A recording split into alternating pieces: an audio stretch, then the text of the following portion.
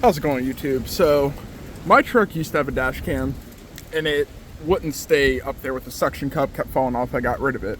I just picked up this allegedly 4K dash cam off of Amazon. We're gonna slap it in my truck, and if it's good, I'm also gonna get one for the one that I normally daily drive and maybe some of the other vehicles around here. This is on Amazon, listed at like $67, but there's a 50% off coupon at the time I bought this, and I checked it's still going when I'm recording this. So I'm hoping that if this is good, I'll go ahead and pick up a couple more. It was a little over $36 with the coupon after taxes. So anyways, we're gonna kind of explain how I'm gonna wire this into my truck, and then we'll go ahead and do it. So we're just gonna ignore the mess that my truck is because I've been using it a lot recently.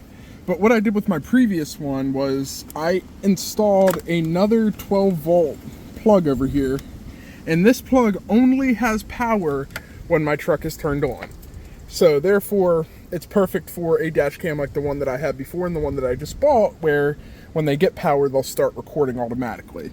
So we'll go ahead and we'll plug into this, and honestly, we're just gonna have to figure out how I ran this wire before. I assume it comes up this pillar and just kind of is tucked under this piece here and comes out there, but we'll confirm that. So yep, just worked it out, and it comes across, then it's gonna go over there and run across, and I already see where it comes down here, so I might have to retape that up a bit. But let's go ahead and throw in, let's see what the new box has in it actually, because I don't know if it's got a cord that's long enough for us to do this. So looking inside of this box, it's got the quick start instructions, get the app, you have the camera itself, which has a sticky pad on it, and I just liked how relatively small the camera was, so that's part of the reason I went with this one. And then it has your plug and a fairly long cable, so I do think this cable will be enough. Pry tool for the various things, instruction manual, and I'm gonna have to look at what this is, honestly. And I just wanted to note that the new one is a USB-C, the old one's a micro USB, that is why I do have to rip this out. The other thing is, this new one looks like it might stick out a hair further, so I'm going to pull this down and we'll make sure that the panel will sit flush on this. I don't want to be, breaking this or anything, so maybe some adjustments are needed if there's issues. Nope, so it's tight, and I mean, you feel there's give here and there's not there because of the piece, but overall, this does sit how it should, so we should be good for that. So, all good. And we might end up adding something like this into the Trailblazer if I put this camera in there, just because the Trailblazer cigarette lighters are always on. So you might see the process about how I went from always on to just on with the ignition and added in a new one that's nice and tucked away. So, maybe we'll get to that. About 2 minutes later, and the cable's pretty much all the way in. One thing is, I always start from the side of the dash cam, because that way I can make sure that I know exactly how much I need sticking out, and I don't end up with all this slack on that end. But now, I'll just kind of tuck this up. I think there was a zip tie on it, or a twist tie, so I'll put a twist tie back on it, tuck it away here, and then I'm going to clean the inside of my windshield because I know it's dirty, and before I put a nice new camera on there and the adhesive pad that comes with the camera, I want to make sure we're clean both for mounting and for visuals. So the cable is tucked back in there with the twist tie, so that when this goes back on, it looks pretty good from that aspect. I do have my other cables that the previous owner had put all those in, but as far as what we just changed, you don't see any of it other than right here. There's a tiny bit you see, but that's perfectly fine. So now I'm going to go ahead and clean the window and get back with you. So this one, the reason I liked it is if you're sitting above the driver area, you don't even see the camera. Even from the passenger, like it's... Oh, come on, focus on the right spot. Okay, there we go. But it's just, it sits behind really nice, and it's a really clean look. It does come with a 32 gigabyte SD card already with it. I believe it said it could go larger, but that'll work. And then it's controlled by the phone app. So I'm gonna have to get the keys to the truck to start it so we have power to it. make sure it turns on, and then we will be setting it up through the app. They did say live view is not great quality. You have to download it to get the full 4K. So we will test that out as well.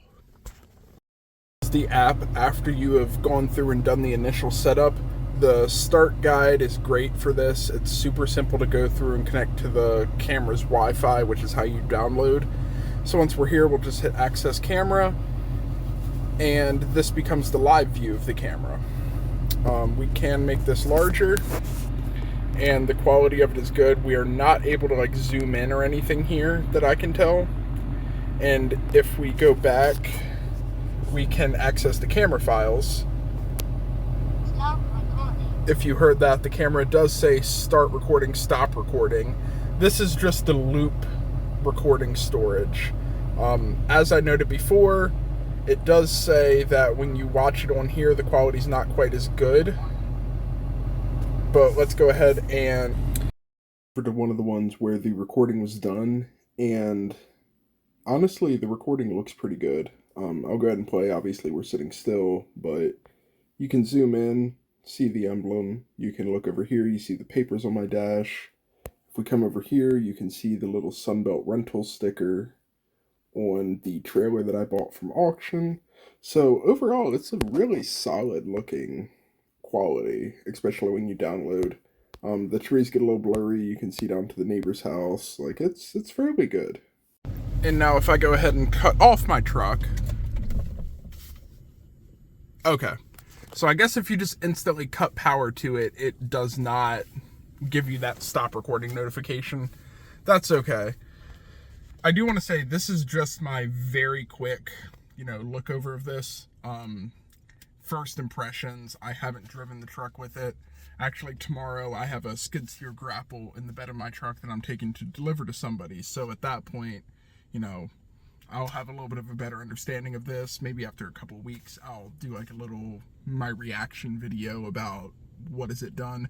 I've just seen some crazy stuff on the roads recently with people around me while driving, and I haven't had a nice camera in quite some time in any of my vehicles. So I want to get all the ones that are driven pretty regularly, a little bit of extra protection for myself and others on the road.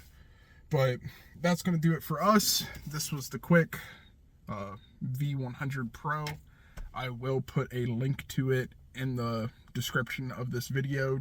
I don't know if it'll still be on sale, but you can at least see what I have. And if you have recommendations on better dash cameras that are not necessarily budget cameras, but still lower price points and not super expensive, by all means, I'm more than happy to install other cameras in other vehicles or upgrade cameras if you guys recommend one that I really like. So that'll do it for me, and thanks for watching. Don't forget to like and subscribe, and until next time.